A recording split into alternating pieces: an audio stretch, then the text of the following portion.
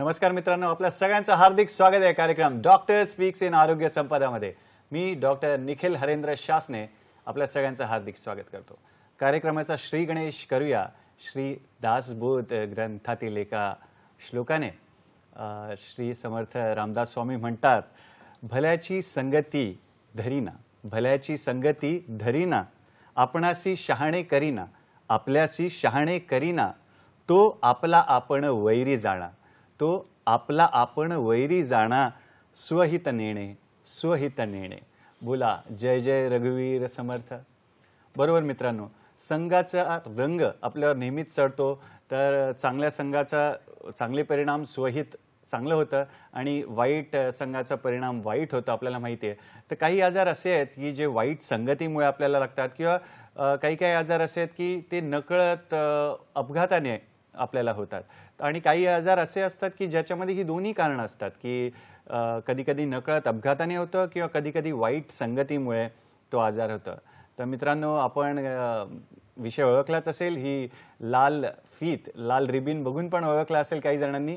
तर बरोबर, आजचा आपला विषय आहे जागतिक एड्स दिन, म्हणजेच 1 डिसेंबर विषयी विशेष कार्यक्रम आहे। जागतिक एड्स दिन विषयी आजचा विशेष कार्यक्रम आहे आणि या कार्यक्रमात आपल्याला मार्गदर्शन करायला आलेले आहेत प्रकल्प संचालक मुंबई जिल्हे एड्स नियंत्रण संस्था मुंबईचे श्री रमाकांत बिरादर सर। नमस्कार सर। आणि KEM रुग्णालयाचे अतिरिक्त प्राध्यापक जनवैद्यक औषधी शास्त्र म्हणजेच कम्युनिटी मेडिसिनच्या प्राध्यापक डॉक्टर श्रीकला मॅडम। नमस्कार आचार्य मॅडम। तर दोघांचंही खूप खूप स्वागत। मित्रांनो, आपल्या पाहुण्यांचा परिचय करून देतो। प्रथम सुरुवात करतो श्री रमाकांत बिरादर सरांकडून। आपण प्रकल्प संचालक आहात मुंबई जिल्हे एड्स नियंत्रण संस्था आणि उपायुक्त आहात बृहन्मुंबई महानगरपालिका येथे। आपल्या जर शिक्षणाविषयी सांगायचं झालं तर आपण BE केलंय सिव्हिल इंजिनिअरिंगमध्ये आणि पुढे जाऊन ME देखील केलंय आपण स्ट्रक्चरल इंजिनिअरिंगमध्ये मुंबई विद्यापीठातून, आणि पोस्ट ग्रॅज्युएशन पुढे तर आपण पोस्ट ग्रॅज्युएशन डिप्लोमा देखील केला आहे अर्बन मॅनेजमेंट आणि अर्बन प्लॅनिंगमध्ये, आणि डिप्लोमा पण केलेला आहे ह्युमन रिसोर्स मॅनेजमेंट आणि बिझनेस मॅनेजमेंट। आणि सांगण्यासारखी अजून एक छान गोष्ट म्हणजे MPSC परीक्षेमध्ये सरांनी प्रथम क्रमांक पटकावला आहे, महाराष्ट्रात प्रथम आलेत ते। आणि जर वैद्यकीय क्षेत्राविषयी सांगायचं झालं तर गेली 3 वर्ष जो कोविड काळ गेला, तर सरांनी अथक परिश्रम केलेले आहेत आणि कुठेही ऑक्सिजनचा तुटवडा होणार नाही, औषधं उपकरणं आहेत त्याचा तुटवडा होणार नाही, याच्यासाठी खूप अथक परिश्रम केलेले आहेत। आणि त्यासाठी त्यांना माननीय महोदय आपले जे राज्यपाल महोदय आहेत महाराष्ट्र सरकारचे, यांच्या हस्ते त्यांचा सन्मान पण केला गेला आहे, त्यांना पुरस्कार पण मिळाले आहेत। तर असे आपले पहिले ज्येष्ठ आणि श्रेष्ठ असे पाहुणे आहेत। आणि दुसरे आपल्या ज्या मॅडम आहेत डॉक्टर श्रीकला आचार्य मॅडम। आपण अतिरिक्त प्राध्यापक आहात जनऔषध वैद्यक शास्त्र म्हणजेच कम्युनिटी मेडिसिन या विषयामध्ये KEM रुग्णालय मुंबई येथे। आपण आपलं MD केलेलं आहे, पुढे DPH पण केलं आहे, DPH म्हणजे डिप्लोमा इन पब्लिक हेल्थ पण केलेलं आहे। आणि आपण मुंबई जिल्हे एड्स नियंत्रण संस्था येथे 2014 पासून 2022 पर्यंत आपण अतिरिक्त प्रकल्प संचालक देखील होता। आणि पुढे वेगवेगळ्या क्रिएटिव्ह पद्धतीने आपण एड्स विषयी जनजागृती केलेली आहे, जसं की प्रमुख रेल्वे स्थानकामध्ये आपण काही उपक्रम राबवले, जसं नो युअर स्टेटस म्हणजे आरोग्य शिबिर असताना HIV रिलेटेड चाचण्या करणं, असे त्याविषयी आपण सविस्तर बोलणारच आहोत। पुढे आपण लहान मुलांसाठी म्हणा किशोरवयीन मुलांसाठी वेगवेगळे एफर्ट्स घेतले, जसं की मितवा चित्र पुस्तिका देखील प्रकाशित केलेली आहे। आणि ART उपचार केंद्र असतात, अँटी रेट्रोवायरल थेरपी जे उपचार पद्धती असतात, त्या केंद्रामध्ये ॲनिमेशन फिल्म्स देखील किंवा जिंदगी म्हणून एक ॲप देखील लॉन्च केलं आहे, तर ते तुम्ही डाउनलोड करू शकता। तर हे आहेत आज आपल्याला प्रमुख पाहुणे जे आपल्याला मार्गदर्शन करणार आहेत। आणि तर मित्रांनो, शुभस्य शीघ्रम कार्यक्रमाचा श्री गणेश करूया आणि सुरुवात करूया आचार्य मॅडम कडून। डॉक्टर आचार्य, कृपया मला सांगा की HIV आणि एड्स याच्यामध्ये फरक काय, आणि जागतिक एड्स दिनानिमित्त आजचा कार्यक्रम आहे, तर 2022 ची थीम काय आहे किंवा घोषवाक्य काय आहे? HIV म्हणजेच ह्युमन इम्युनोडेफिशियन्सी व्हायरस, या इंग्रजी शब्दाचं ते लघुरूप आहे। ह्युमन इम्युनोडेफिशियन्सी व्हायरस म्हणजेच मानवामध्ये रोगप्रतिकार शक्ती कमी करणारा असा हा अतिसूक्ष्म विषाणू आहे. आणि एड्स म्हणजेच ॲक्वायर्ड इम्युनो डेफिशियन्सी सिंड्रोम. बाहेरून आपल्याला जो विषाणू शरीरात जातो त्यामुळे रोगप्रतिकार शक्ती कमी झाल्यामुळे ज्या वेगवेगळ्या लक्षणांचा समूह दिसतो त्या आजाराच्या अंतिम अवस्थेला आपण एड्स असं म्हणतो. HIV आणि एड्स हे दोन वेगवेगळे स्टेजेस आहेत. म्हणजेच आपल्याकडे HIV विषाणू शरीरात गेला की त्या व्यक्तीला, इथे आपण बघू शकता स्क्रीनवर बघूया आता आपण, HIVचा संसर्ग झाला म्हणजेच HIV विषाणू शरीरात गेला की हा विषाणू आपल्या शरीरातल्या ज्या रोगप्रतिकार शक्ती म्हणून पांढऱ्या रक्तपेशी रक्तामध्ये असतात यामध्ये तो विषाणू लपून बसतो. त्यामध्येच त्याचं प्रजनन किंवा मल्टिप्लिकेशन होतं आणि हे खूप वर्ष चालूच असतं. त्या व्यक्तीला ह्याची कुठलीही लक्षणं नसतात आणि 8-10 वर्षानंतर किंवा त्या व्यक्तीच्या आरोग्याच्या स्थितीवरती हे अवलंबून असतं की आजाराची लक्षणं लवकर दिसून येणार का अजूनही काही काळ कुठलीच बाह्य लक्षणं दिसणार नाहीत. आणि जेव्हा ह्या पांढऱ्या रक्तपेशी हळूहळू त्यामुळे नष्ट होऊ लागतात, खूप कमी होतात, तेव्हा वेगवेगळे संधिसाधू आजार ज्याच्यामध्ये जुलाब असू शकतात, ताप असू शकतो किंवा TB सुद्धा असू शकतो, क्षयरोग सुद्धा असू शकतो, अशी लक्षणं दिसू शकतात. किंवा साधा फ्लूचा जरी ताप आला तरी तो न्यूमोनियापर्यंत जाऊ शकतो. अशा वेळेला म्हणजेच रोगप्रतिकार शक्ती कमी झाल्यामुळे हे जे रोगांचं माहेरघर होतं आपलं शरीर, तेव्हा आपण त्याला एड्स झाला असं म्हणतो. पण इथे महत्त्वाचं आहे की HIV संसर्ग म्हणजे एड्स नाही. मध्ये खूप कालावधी जातो आणि हे पर्यवसान जे आहे HIV इन्फेक्शनपासून, संसर्गापासून एड्सपर्यंत, त्याच्या अगोदरच्याच स्टेजला जर आपण ह्याचं निदान केलं आणि उपचार सुरू केले तर आपण एड्स टाळू शकतो. त्यामुळे ह्या वर्षीचं जे जागतिक एड्स दिनाचं घोषवाक्य आहे म्हणजेच इक्वलाइज, हे एक आपल्याला काय आपण ॲक्शन घेतली पाहिजे, कशा प्रकारे आपण प्रभावी अंमलबजावणी केली पाहिजे, वेगवेगळ्या राज्यांच्या स्तरावर, देशाच्या स्तरावर, आंतरराष्ट्रीय पातळीवर, ह्याच्याबाबत ही एक आदेशवजा घोषणा असते की ज्यांच्यापर्यंत आपण पोचू शकलेलो नाही आहोत ह्याबद्दलची माहिती देणं, जनजागृती करणं, त्याचबरोबर HIV निदान करण्यासाठीच्या सुविधा किंवा उपचार सर्व स्तरापर्यंत हे पोचवण्यासाठी ही एक आपल्याला कॉल फॉर ॲक्शन आहे. आणि त्या दृष्टीने आपण मुंबईमध्ये, महाराष्ट्रामध्ये, पूर्ण देशामध्ये यासाठीच्या आपण ॲक्शन्स घेणार आहोत.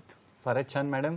मॅडमनी सोप्या शब्दात आपल्याला सांगितलं HIV आणि एड्स मधला डिफरन्स. म्हणजे एखादं झाड लावतो आपण, एखादे बीचं रोपण केलं त्याच्यामध्ये आणि पूर्ण त्याचा वटवृक्ष होणं म्हणजे एड्सची स्थिती होणं, तर असा तो प्रदीर्घ कालावधी आहे दोघांमध्ये. आणि या वर्षाची घोषवाक्य पण आपण जाणून घेतलं.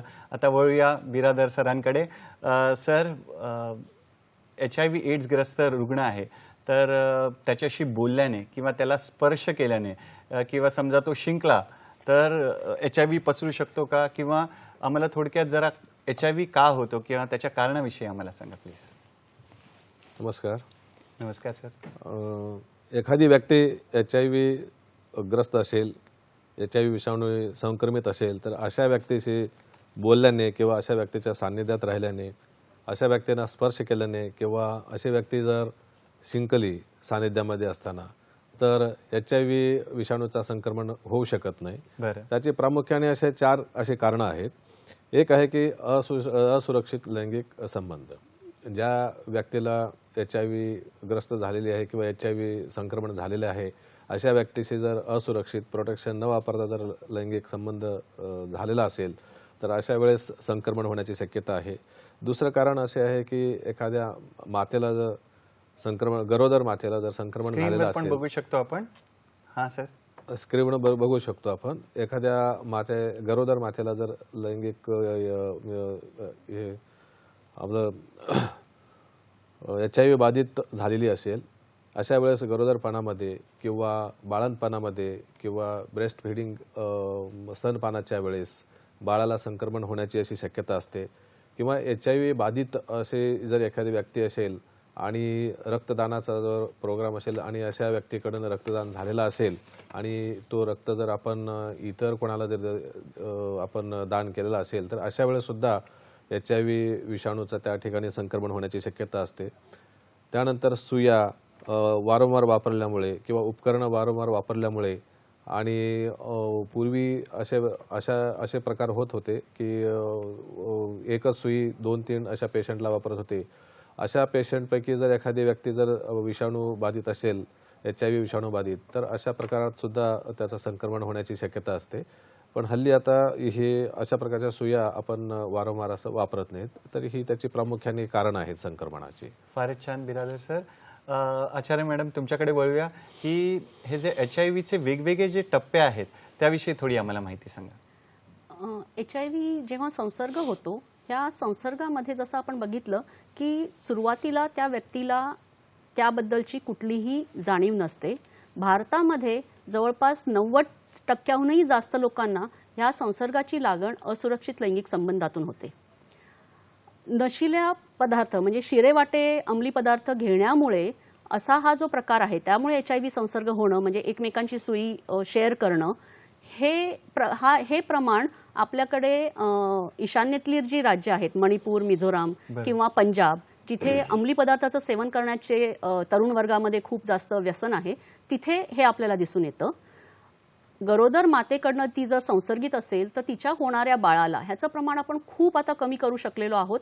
आणि ह्यामध्ये आपण गरोदरपणामध्ये लवकरात लवकर चाचणी करून त्यांना लगेच उपचार सुरू करणं ह्याचा खूप महत्त्वाचा ह्याच्यामध्ये हातभार लागलेला आहे. आणि सगळ्यात जे आपण जेव्हा रक्तस्राव खूप झालेला आहे किंवा ॲक्सिडेंटच्या केसेसमध्ये जेव्हा रक्त गरजू रुग्णाला द्यायचं असतं, तर अशा माध्यमातून हे रक्त HIV बाधित असेल का, तर ह्याची चाचणी सर्व FDA अप्रूव्ड ब्लड बँकांमध्ये करणं हे कंपल्सरी आहे. आणि त्यामुळे ह्याचं प्रमाणसुद्धा 1% कमी एवढं झालेलं आहे. त्यामुळे संसर्ग झाल्यानंतर लक्षणं लवकर दिसत नाहीत, खूप कालावधी जातो. काही जणांमध्ये हा 8, 10, 15 वर्षसुद्धा असू शकतात.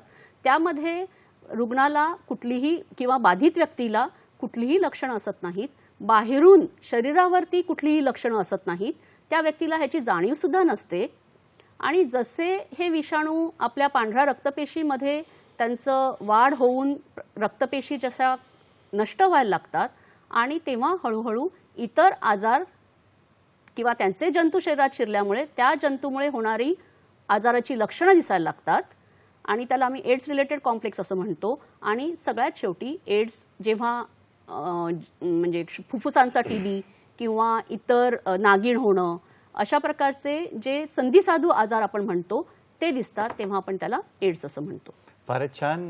तर प्रकृती किंवा जी इम्युनिटी आहे ती खालवते आणि मग मॅडमनी सांगितल्याप्रमाणे संधिसाधू आजार संधी साधतात आणि वेगवेगळी जशी सांगितलं मॅडमनी जुलाब म्हणा किंवा TB सारखी इन्फेक्शन्स होतात. तर बिरादर सर तुमच्याकडे वळतो. सामान्य माणसांना असा पण एक प्रश्न असतो की बाबा एका रूममध्ये आणि HIV ग्रस्त अशा रुग्णाला मच्छर चावला, डास चावला आणि आता तो उडून येऊन एखाद्या व्यक्तीला चावला, तर त्या मनामध्ये असं येतं की बाबा HIV झाला असेल मला, तर असं काही असतं का, याविषयी आम्हाला सांगा. मच्छरच्या बाबतीमध्ये असं हे की मच्छर जर एखाद्या व्यक्तीला चावला आणि तो परत दुसऱ्या व्यक्तीला जर चावला, तर तो मच्छर जेव्हा चावतो त्यावेळेस त्याच्या सोंडेने तो रक्त पितो आणि दुसऱ्या व्यक्तीला जेव्हा चावतो त्यावेळेस अशा प्रकारामध्ये मलेरिया, डेंग्यू असे जे आजाराचे जे जीवाणू विषाणू असतात ते त्याचा प्रसार होऊ शकतो, त्याचं संक्रमण होऊ शकतो. परंतु HIV बाधित व्यक्तीला जर एखादा मच्छर चावलेला असेल आणि HIV बाधित व्यक्तीला चावल्यानंतर त्याचा जर रक्त तो पिलेला असेल, तर हा जो विषाणू आहे त्या मच्छरच्या पोटामध्ये तो जिवंत फार काळ राहू शकत नाही. आणि विषाणूला ह्या जिवंत राहण्याकरिता फक्त तो पांढऱ्या पेशीचा जो सान्निध्य लागतो तोच लागतो. त्यामुळे मच्छर एका व्यक्तीला म्हणजे HIV विषाणू बाधित व्यक्तीला चावून दुसऱ्या जर व्यक्तीला जर चावला तर अशा प्रकारामध्ये HIV संक्रमण होऊ शकत नाही. फारच छान. मित्रांनो, तर आपल्याला कळतंय की एका व्यक्तीला किंवा एखाद्या बाधित व्यक्तीला जर मच्छर चावला तर पुन्हा तुम्हाला चावला तर एड्स होण्याची किंवा HIV संक्रमण होण्याची शक्यता नाही. पुढील प्रश्न आचार्य मॅडमना विचारतो मी की HIVचं संक्रमण म्हणा किंवा एड्सवर म्हणा असं काही रामबाण औषध आहे का? HIV आजारावर सुरुवातीला औषधं नव्हती, परंतु आपल्याकडे भारतामध्ये 2004 पासून यासाठी ART म्हणजेच अँटी रेट्रोव्हायरल थेरपी हे उपचार भारत सरकारकडनं पूर्णपणे मोफत सर्व रुग्णालयामधनं उपलब्ध करून देण्यात आलेले आहेत. आपल्याकडे 2004 मुंबईमध्ये 2004 मध्ये हे असं ART केंद्र आम्ही म्हणतो त्याला, ART केंद्र जे रुग्णालयामध्ये, सांगलीमध्ये, मिरजेमध्ये सुरू करण्यात आलं होतं. आणि आता आपल्याकडे महाराष्ट्रामध्ये 72 ART उपचार केंद्र आहेत. तसंच मुंबईमध्ये 20 ART उपचार केंद्र आहेत आणि इथे हे उपचार पूर्णपणे मोफत आणि हे उपचार आयुष्यभर घ्यायचे असतात. कारण HIV विषाणू आपण बघितलं की त्याचं मल्टिप्लिकेशन किंवा त्याची वाढ आपल्या शरीरामध्ये कंटिन्युअस होत असते आणि हे औषध आपण जे घेतो म्हणजेच अँटी रेट्रोव्हायरल ट्रीटमेंट हे 3 औषधांची मिळून एक गोळी असते. ती गोळी दिवसातनं फक्त एकदा घ्यायची असते, परंतु ती गोळी पूर्ण आयुष्यभर घ्यायची असते. कारण आपण गोळी घ्यायची थांबवली की परत विषाणूंची वाढ सुरू होऊ शकते आणि विषाणूंची वाढ नियंत्रित करण्यासाठी ही गोळी रोजच्या रोज ठराविक वेळेला घेणं खूप महत्त्वाचं आहे. आणि ही गोळी अशा प्रकारे उपचार सातत्य राखल्यामुळे विषाणूंची वाढ तर नियंत्रित होतेच, त्याचबरोबर आपली प्रतिकारशक्ती जी इतर वेळेला विषाणूंमुळे कमी होऊ शकते ते आपण थांबवू शकतो. आपली प्रतिकारशक्ती सुद्धा ह्या उपचारामुळे उत्तम राहू शकते आणि इतर संधिसाधू आजार होण्याचं प्रमाण किंवा एड्स आपण ह्याला अटकाव करू शकतो. त्यामुळे HIV विषाणू शरीरात एकदा शिरल्यानंतर तो निघून जाणार नाहीये, पूर्णपणे नष्ट होणार नाहीये. तो थोड्याफार प्रमाणामध्ये कुठेतरी लपून राहणार आहे, पण त्याची अनियंत्रित वाढ थांबवण्यासाठी, रोखण्यासाठी आपल्याला ART उपचार हे रोज एक गोळी याप्रमाणे घ्यावे लागणार आहेत. बरं, आणि कंटिन्युअस लॉंग रन मध्ये आपल्याला ठेवायला लागणार. मित्रांनो, म्हणजे जसं आपण डायबिटीज बीपीची औषधं रोजच्या रोज घेतो तसंच ही ART आहे, तर काही वेगळं नाहीये. म्हणजे तुम्हाला ती तसंच समजून ही जी ART आहे ती ट्रीटमेंट घ्यायची असते. तर पुढचा प्रश्न बिरादर सर तुम्हाला असा आहे की समजा HIV ग्रस्त रुग्णासोबत आपण एका ठिकाणी राहिलो, हॉटेलमध्ये म्हणा, वसतिगृहामध्ये, आणि एका खोलीत राहतोय.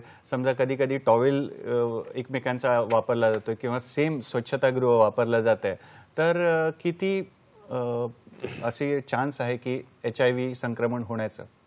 HIV ग्रस्त व्यक्तीबरोबर जर राहिल्याने किंवा एकाच रूममध्ये राहिल्याने, जेवण सोबत केल्याने किंवा त्यांचे कपडे एक्सचेंज, एकमेकाचे कपडे जर एक्सचेंज केल्यामुळे आणि अशा प्रकारामध्ये HIV विषाणू आहेत ते ट्रान्सफर असं होऊ शकत नाहीत किंवा संक्रमण होऊ शकत नाहीत. स्क्रीनवर सुद्धा आता आपण बघू शकतो दाखवलेले आहेत की एका ताटामध्ये आपण जेवण करतो, एका रूममध्ये आपण राहतो, कपडे एक्सचेंज करतो किंवा शौचालय सुद्धा एक कॉमन आपण वापरतो. अशा केसमध्ये HIV विषाणूचं असं संक्रमण होऊ शकत नाही. त्यासाठी संक्रमण होण्यासाठी ब्लड ट्रान्सफ्युजन होणं आवश्यक आहे. तर यापूर्वी जसं सांगितलेलं आहे की असुरक्षित असं लैंगिक संबंध आहे किंवा HIV बाधित गरोदर मातेकडून बाळाला होणं किंवा HIV ग्रस्त व्यक्तींचं ब्लड डोनेशन किंवा दूषित सुया आहेत, HIV व्यक्तींना ज्या सुया वापरल्यात ह्या सुया आपण दुसऱ्या व्यक्तींना वापरतो, अशा केसमध्येच संक्रमण होऊ शकतं. फारच छान. तर मित्रांनो, ज्या आपल्या मनामध्ये गैरसमजुती आहेत त्या पण आपण खोडण्याचा प्रयत्न करतोय. शिवाय HIV संक्रमण समजा झालंच तर त्याच्यावर उपाय काय आहे, प्रतिबंध कसा आहे, तर त्याविषयी पण आपण जाणतोय. तर मित्रांनो, आपल्याला चांगल्या सवयी घ्यायच्या आहेत. म्हणजे जसं मधमाशी आहे ती फक्त मधावरच बसते, फुलांवरचाच रस घेते, आणि दुसरी साधी माशी असते ते कचऱ्यावर बसते, नंतर गोडवर बसते. तर आपल्याला त्या भ्रमरासारखं राहायचं आहे की चांगल्या सवयी सगळ्यांच्यातल्या घ्यायच्या आहेत, वाईट सवयींचा त्याग करायचा आहे. आणि इथे मला गाणं आठवतो, ऋणू झुणू ऋणू झुणू रे भ्रमरा, सांडी तू अवगुणू रे भ्रमरा. तर भारतरत्न लता दिदींचं गाणं आहे आणि पद्मश्री पंडित हृदयनाथ मंगेशकरांचं संगीत आहे आणि रचना आहे ती संत ज्ञानेश्वर माऊलींची आहे. तर तुम्ही हे गाणं गुणगुणा. तेवढ्यात आम्ही छोटीशी विश्रांती घेऊन पुन्हा परत येतोय आपल्या लाडक्या कार्यक्रमात, ज्याचं नाव आहे डॉक्टर स्पीक्स इन आरोग्य संपदा.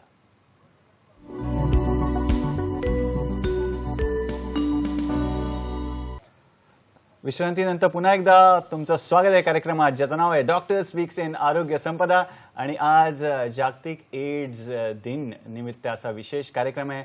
आणि आपल्याला मार्गदर्शन करतायत बिरादार सर, जे की प्रकल्प संचालक आहेत मुंबई जिल्हे एड्स नियंत्रण संस्था येथे, आणि डॉक्टर श्रीकला आचार्य, ज्या की अतिरिक्त प्राध्यापक आहेत KM रुग्णालय मुंबई येथे जन औषध वैद्यकशास्त्र म्हणजेच कम्युनिटी मेडिसिन या विभागामध्ये. तर बिरादर सर, तुमच्याकडून सुरुवात करूया की हॉस्टेलमध्ये म्हणा किंवा दाढीचं ब्लेड शेअर केलं जातं, तर त्याच्यामुळे HIV संक्रमण शक्य आहे का, याविषयी आमच्या मित्रांना प्लीज सांगा. या संदर्भामध्ये असं आहे की दाढी करण्याचा ब्लेड आहे किंवा काही सुई असतील किंवा वस्त्र असेल, जर HIV ग्रस्त व्यक्तीने ती वापरलेली असेल आणि वापरत असताना ब्लड वगैरे निघालेला असेल आणि तेच ब्लड किंवा वस्त्रा जर दुसऱ्या व्यक्तीने जर ते वापरले आणि दुसऱ्या व्यक्ती वापरत असताना सुद्धा ज्यावेळेस ब्लड वगैरे निघालेलं असेल, तर अशा केसमध्ये या विषाणूचं संक्रमण होण्याची शक्यता आहे. तर शक्यतो दाढी करत असताना ब्लेड वापरणे, डबल वापरणे किंवा वस्त्र वापरणे किंवा ज्या सुया आपण वापरतो त्या सुयासुद्धा डबल वापरणे हे शक्यतो टाळण्यात याव्यात, तो टाळाव्यात. बरं, जसं सरांनी सांगितलं कॉमन ब्लेड शेअरिंग म्हणा किंवा नीडल शेअरिंग हे धोकादायक आहे, तर इथे धोक्याची घंटी वाजली पाहिजे आपल्या डोक्यात. तर हे हाय रिस्क बिहेवियर आहे, तर हे शक्यतो टाळा. तर डॉक्टर आचार्य, तुमच्याकडे वळूया. आणि जसं आता आपण बघतो, हा पण व्हायरस आहे, तुम्ही सांगितल्याप्रमाणे HIV व्हायरस आहे, आणि आता आपण कोरोना व्हायरसवर पण एवढ्या लसी घेतल्या, वॅक्सिन्स घेतल्यात. तर HIV शी निगडीत काही अशी वॅक्सिन आली आहे का, त्याविषयी आम्हाला कल्पना द्या. HIV हा विषाणू म्हणजे जसं कोरोनाच्या बाबतीमध्ये ही एक जागतिक महामारी झाली, तसंच एकेकाळी HIV बद्दल सुद्धा तेवढ्याच प्रमाणामध्ये भय आणि प्रसार होत होता. त्यामुळे त्याच्या लसीसाठीचं संशोधन तेव्हापासून सुरू झालेलं आहे. परंतु हा विषाणू असल्यामुळे आणि आपल्या शरीरामध्ये ह्याची वाढ होत असल्यामुळे तो खूप लवकर त्याचं म्युटेशन किंवा त्याच्यामधले चेंजेस होत असतात.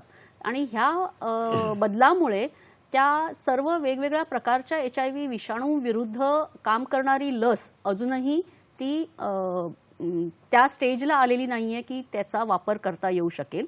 आणि त्यामुळे ह्यासाठी आपण आपली जीवनशैली कशा प्रकारे आपण ती अंगीकारतो आणि HIV पासून आपल्याला HIV होणार नाही संसर्ग, यासाठी आपण आपल्या वर्तनामध्ये कसा बदल करतो, हेच आपल्यासाठी परिपूर्ण प्रतिबंधक योजना ठरणार आहे किंवा लस ठरणार आहे. बरोबर मित्रांनो, HIV रिलेटेड आपलं डिस्कशन चालू आहे. HIVचं संक्रमण कसं रोखता येईल त्याविषयी चर्चा चालू आहे. एड्स कसा होणार नाही किंवा त्याविषयी चर्चा चालू आहे. तर वेगवेगळ्या गैरसमजुती आहेत, काही समजुती आहेत, त्या आपण पारखतोय आणि तज्ज्ञांकडून जाणून घेतोय. बिरादर सर, आम्हाला सांगा की आजकाल टॅटूचा ट्रेंड आहे किंवा नोज पिअर्सिंग, बॉडी पिअर्सिंग आपण पाहतो, तर त्यामध्ये किती धोका आहे त्या सगळ्या गोष्टी करण्यामध्ये? आजकालची फॅशन अशी आहे की टॅटू आपण शरीरावरती वेगवेगळ्या भागावरती आपण टॅटू काढतो किंवा नाव गोंदवतो किंवा कानामध्ये टोचणे, नाक टोचणे, अशा प्रकारचे इयर पिअर्सिंग वगैरे आपण करतो. या केसमध्ये HIV बाधित जर व्यक्ती असेल तर सुई हा वापरला जातो. अशा केसेसमध्ये स्किनमध्ये हे सुई जात असल्यामुळे किंवा रक्ताच्या सान्निध्यामध्ये येण्याची शक्यता असल्यामुळे हेच सुई आपण दुसऱ्या व्यक्तीला जर वापरलं आणि तिथे सुद्धा रक्ताचा संपर्क आला, तर अशा केसेसमध्ये त्या ठिकाणी HIV विषाणूचा संक्रमण होण्याची शक्यता असते. म्हणून ह्या अशा केसेस टाळणं आवश्यक असतं. बरोबर मित्रांनो, इथे आपल्याला तज्ज्ञांकडून कळतं की नीडल शेअरिंग जी आहे किंवा एकच नीडल जी आहे ती पुन्हा पुन्हा वापरणं, तर हे धोकादायक आहे. तर या गोष्टीची नोंद आपण घ्यायची. डॉक्टर आचार्य, तुमच्याकडे वळूया आपण की अनवधानाने समजा हाय रिस्क बिहेवियर झालं तर त्याकरता काही प्रतिबंधक औषधी वगैरे आहेत का, आणि जर असतील तर ती कुठे उपलब्ध असतील याविषयी थोडं आमच्या मित्रांना मार्गदर्शन करा. होय, आपल्याकडे एखाद्या व्यक्तीला अनवधानाने किंवा अपघाताने जर निडल स्टिक इंजुरी आपण म्हणतो, म्हणजेच जे आरोग्य क्षेत्रामध्ये काम करणारे आहेत, डॉक्टर्स, नर्सेस, आणि त्यांना जर सुई किंवा जे आपण स्काल्पेल ब्लेड म्हणतो असं काही दुखापत झाली आणि तिथे थोडंसं रक्तस्राव वगैरे झाला, ज्या व्यक्तीकडनं हे लागलेलं आहे त्या व्यक्तीला HIV संसर्ग झालेला आहे किंवा नाही ह्याच्याबद्दल जर काही माहिती नसेल अशा वेळेला, किंवा एखाद्या व्यक्तीचे असुरक्षित लैंगिक संबंध आले असतील अनोळखी व्यक्तीबरोबर आणि HIV संसर्गित आहे असं कळलं, अशा वेळेला भीती वाटते की HIV विषाणू शरीरात गेला असेल तर काय करायचं. ह्यासाठी 2 तासाच्या आत आणि 72 तासापर्यंत असं आपण एक औषध देतो, ज्याला आपण अँटीरेट्रोव्हायरल उपचाराचीच ती गोळी असते. आणि ते औषध जे आपल्या शरीरात विषाणू गेलेले असतील ह्या कुठल्याही मार्गाने, त्या विषाणूंना नष्ट करणं, म्हणजे ते शरीरामध्ये स्थापन होण्याच्या अगोदरच त्या विषाणूंना नष्ट करणं हे काम ही गोळी करते. ह्याला आपण पोस्ट एक्सपोजर प्रोफिलॅक्सिस असं म्हणतो. आणि सर्व सरकारी रुग्णालयामध्ये, त्याचप्रमाणे कॅज्युअल्टी डिपार्टमेंटमध्ये, आपल्या ICTC केंद्रामध्ये म्हणजेच integrated counselling and testing centre, हे जे आमचं HIV काउन्सिलिंगचं सेंटर असतं सर्व रुग्णालयामध्ये, तिथे ही गोळी उपलब्ध असते. फारच छान डॉक्टर आचार्य, आपल्याला फार महत्त्वपूर्ण अशी माहिती आपल्याला मिळालेली आहे की असा पण एक ऑप्शन्स आपल्याकडे असतो. आणि बिरादर सर, तुम्ही प्रकल्प संचालक आहात, मुंबई जिल्हे एड्स नियंत्रण संस्था येते. तर आम्हाला मुंबई जिल्हे एड्स नियंत्रण संस्था कोणकोणते उपक्रम राबवते आणि नो युअर स्टेटस ही फार गाजलेली कॅम्पेन होती. प्रमुख रेल्वे स्टेशनवर आपण सगळीकडे बघत होतो किंवा आरोग्य शिबिरांमध्ये पण बघत होतो की ज्याच्यामध्ये HIV संसर्गाची चाचणी केली जात होती. त्याविषयी आम्हाला सविस्तर सांगा. 1 डिसेंबर हा आता जागतिक एड्स दिन आणि 1 डिसेंबरपासून ते 7 डिसेंबर या कालावधीमध्ये मुंबई जिल्हे एड्स नियंत्रण संस्थेमार्फत विविध उपक्रम राबवणार आहोत. आणि त्याचाच एक भाग म्हणून रेल्वे स्टेशन आहे किंवा कॉलेजेस आहेत, या ठिकाणी वेगवेगळ्या प्रकारचे असे उपक्रम आपण राबवणार आहोत. त्या ठिकाणी टेस्टिंगचे सुद्धा उपक्रम असेल. त्यानंतर जनजागृती करणे अशा प्रकारचे उपक्रम आपण राबवणार आहोत. परंतु संपूर्ण वर्षभर असे जे उपक्रम आहेत, वेगवेगळे उपक्रम, त्याच्यामध्ये 50 असे शक्ती क्लिनिक आहेत ज्या ठिकाणी आपण चाचणी करतो, निदान करतो, समुपदेशन करतो. आणि असे एकूण 27 DSRC असे सेंटर आहेत, म्हणजे डेसिग्नेटेड STI RTI असे सेंटर आहेत. त्या ठिकाणी लैंगिक संबंधामधून पसरवणारे जे आजार आहेत अशा बाबतीमध्ये त्यांचे निदान करणे, उपचार करणे, समुपदेशन करणे हा सुद्धा उपक्रम आपण राबवतो. 20 असे ART असे सेंटर आहेत, अँटीरेट्रोव्हायरल थेरपी असे. ही औषधे HIV संक्रमित रुग्णांना आयुष्यभर आपण मोफत पुरवत असतो.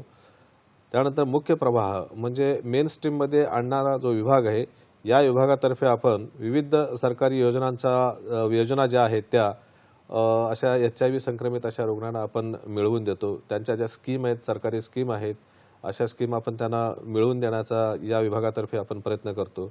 प्रतिबंध विभाग म्हणून आहे, याच्यामध्ये NGO असे काम करत असतात. जोखीम गट जो आहे, म्हणजे ट्रान्सजेंडर सेक्शन आहे किंवा सेक्स वर्कर आहेत किंवा अशा लोकांमध्ये अवेअरनेस आणणे, त्या ठिकाणी समुपदेशन करणे, त्यांचे टेस्टिंग करणे, ट्रीटमेंट करणे, हे सर्व आपण प्रतिबंध डिपार्टमेंट म्हणून आहे, त्यांच्या डिपार्टमेंटच्या माध्यमातून आपण करतो.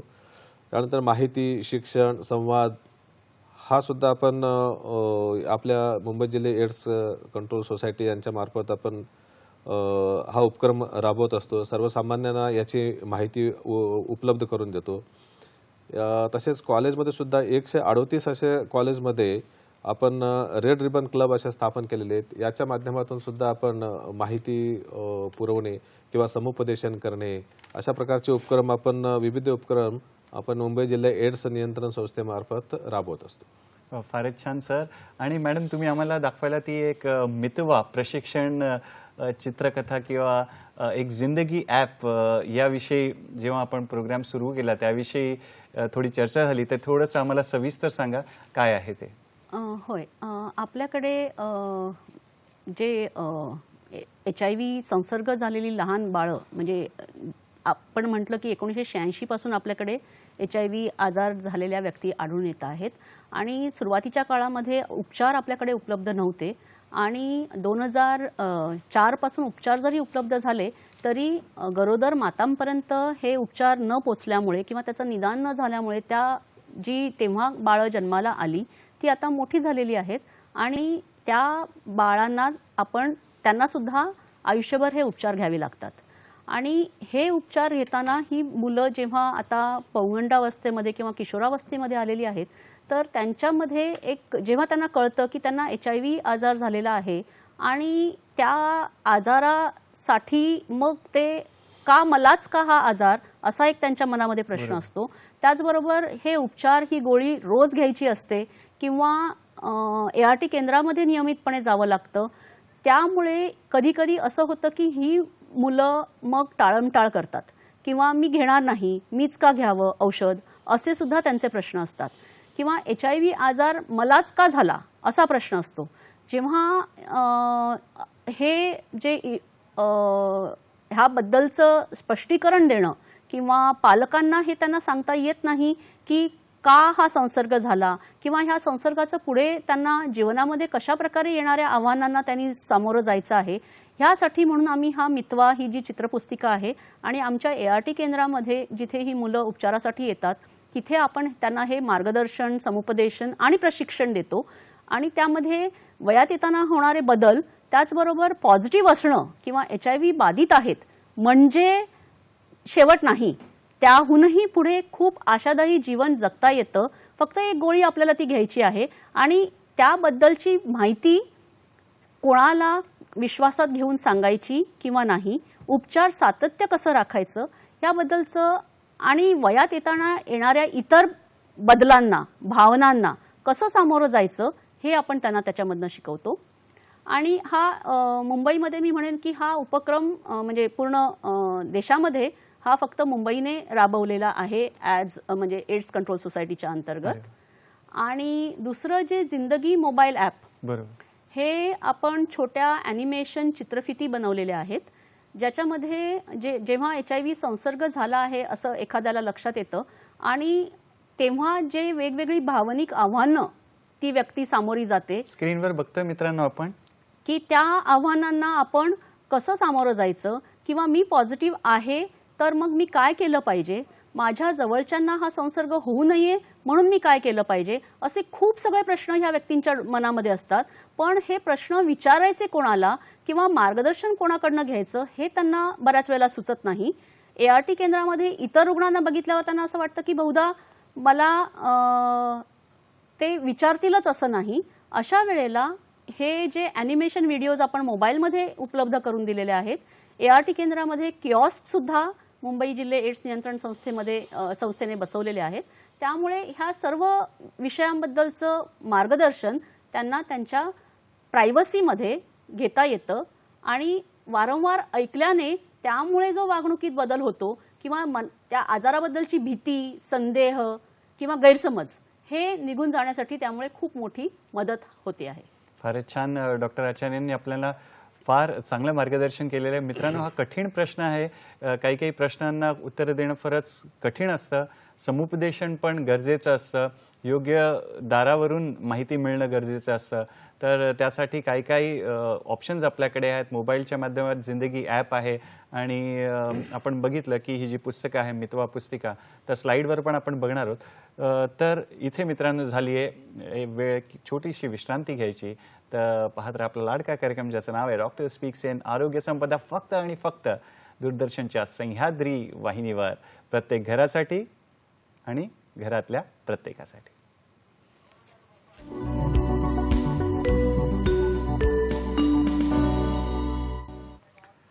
मित्रांनो, पुन्हा एकदा स्वागत आहे आपल्या लाडक्या कार्यक्रमात ज्याचं नाव आहे डॉक्टर स्पीक्स इन आरोग्य संपदा. आणि आजचा आपला कार्यक्रम आहे तो जागतिक एड्स दिन विशेष कार्यक्रम आहे आणि या विषयावर आपल्याला मार्गदर्शन करायला आलेले आहेत श्री रमाकांत बिरादार सर, जे की प्रकल्प संचालक आहेत मुंबई जिल्हे एड्स नियंत्रण संस्था इथे, आणि सोबत आहेत डॉक्टर श्रीकला आचार्य, ज्या की आहेत अतिरिक्त प्राध्यापक आहेत कम्युनिटी मेडिसिन या विभागामध्ये, KM रुग्णालय मुंबई येथे. बिरादर सर, तुमच्यापासून सुरुवात करतो. मादक पदार्थ म्हणा किंवा नशा म्हणा आणि जे ज्याला आपण सेक्शुअली ट्रान्समिटेड डिसीज म्हणतो की लैंगिक संबंधांमुळे जे होणारे आजार आहेत, ज्याच्यामध्ये HIV इन्फेक्शन हा पण एक आजार आहे, तर याच्यामध्ये काही संबंध आहे का, त्याविषयी थोडी आम्हाला माहिती द्या. नक्कीच.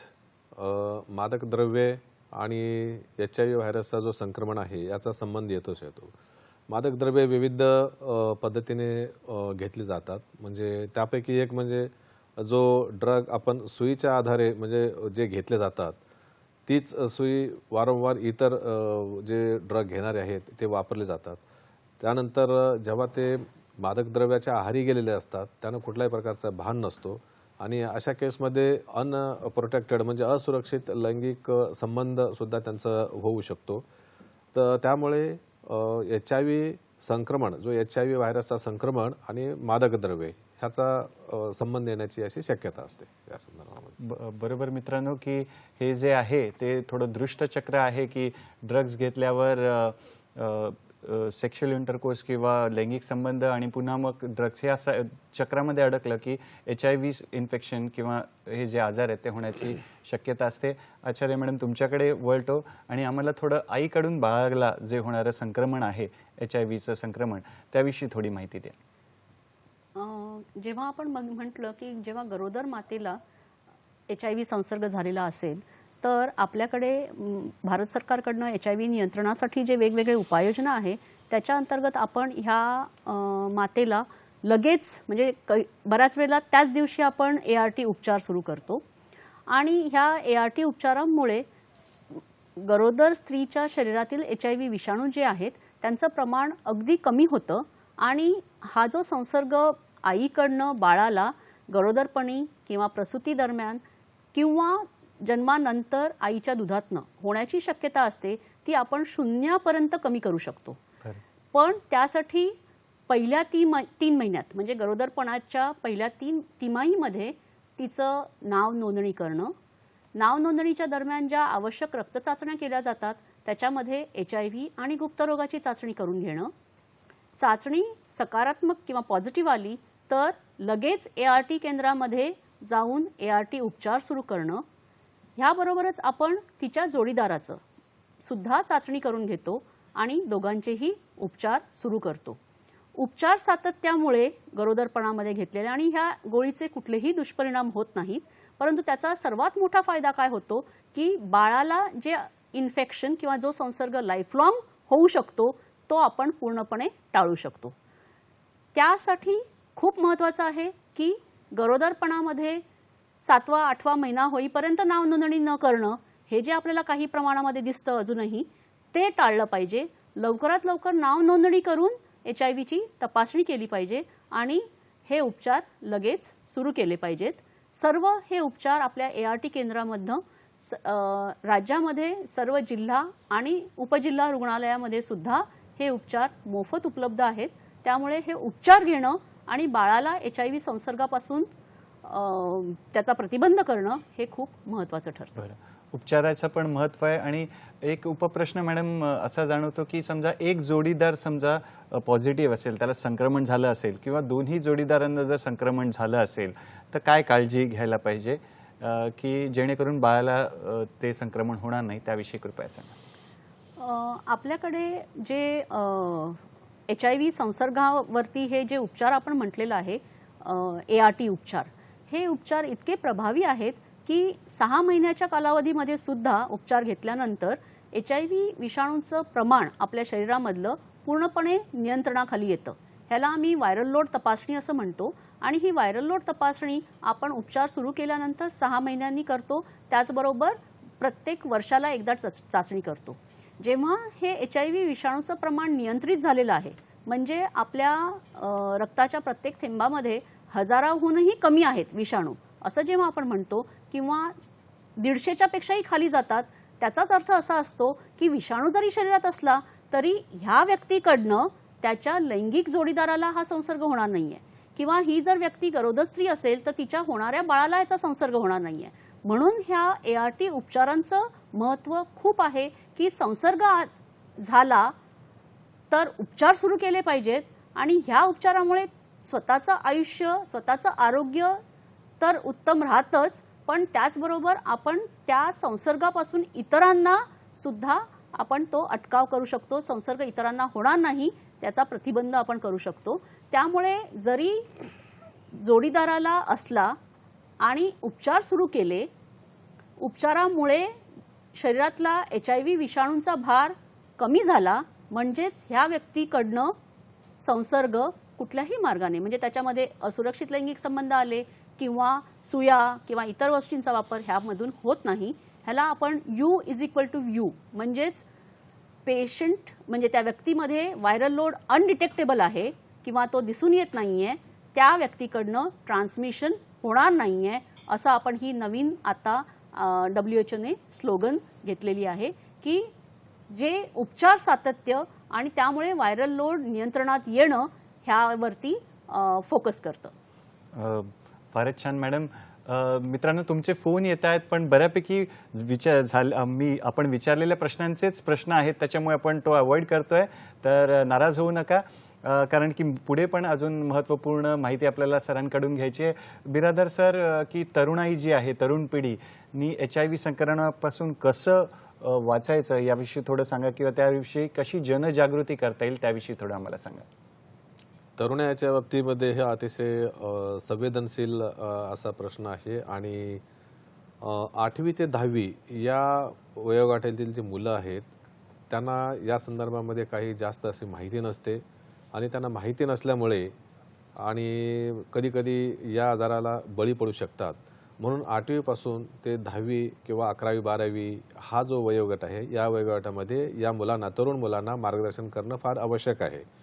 HIV, एड्स या संदर्भामध्ये त्यांना माहिती देणं, कशामुळे होतं या संदर्भामध्ये त्यांना प्रबोधन करणं किंवा त्यांना समुपदेशन करणं हे अतिशय आवश्यक आहे. म्हणून मुंबईमध्ये मुंबई जिल्हा एड्स कंट्रोल सोसायटी याच्या माध्यमातून 138 कॉलेजमध्ये, जिथे राष्ट्रीय सेवा योजना हा डिपार्टमेंट आहे, NSS आहे, तर त्यांच्या माध्यमातून आपण प्रत्येक कॉलेजमध्ये 2 असे विद्यार्थी ट्रेन करतो, त्यांना ट्रेनिंग देतो आणि त्यानंतर ते इतर विद्यार्थ्यांना असे ट्रेन करतात आणि त्यांनी वर्षभरामध्ये 40 तास असं विद्यार्थ्यांना त्यांनी समुपदेशन करणं गरजेचं आहे. एड्स आणि HIV याबाबत त्यांनी मार्गदर्शन करणं, माहिती देणं हे फार आवश्यक आहे. तरुणाईच्या बाबतीमध्ये जर म्हटलं तर हीच जे कॉलेजमधून त्यांना जे आपण शिक्षण देतो, तसं घरीसुद्धा त्यांचे पालक आहेत, आई वडील आहे, याने सुद्धा मित्र या नात्याने त्यांना याची संपूर्ण माहिती देणं गरजेचं आहे, जेणेकरून ही जी तरुणाई आहे 8वी ते 10वी किंवा 11वी 12वी पर्यंतची जी मुलं आहेत, पुढच्या जे संभाव्य धोके आहेत या धोक्यापासून त्यांचा बचाव होऊ शकतो. फारच छान. मित्रांनो, आता आपण बघणार आहोत काही जनजागृती करणाऱ्या स्लाइड्स, ज्या की मुंबई जिल्हे एड्स नियंत्रण संस्थेद्वारे जारी केलेल्या आहेत. त्या आपण पाहूया आणि समजून घेऊया, फोटो काढून घ्या.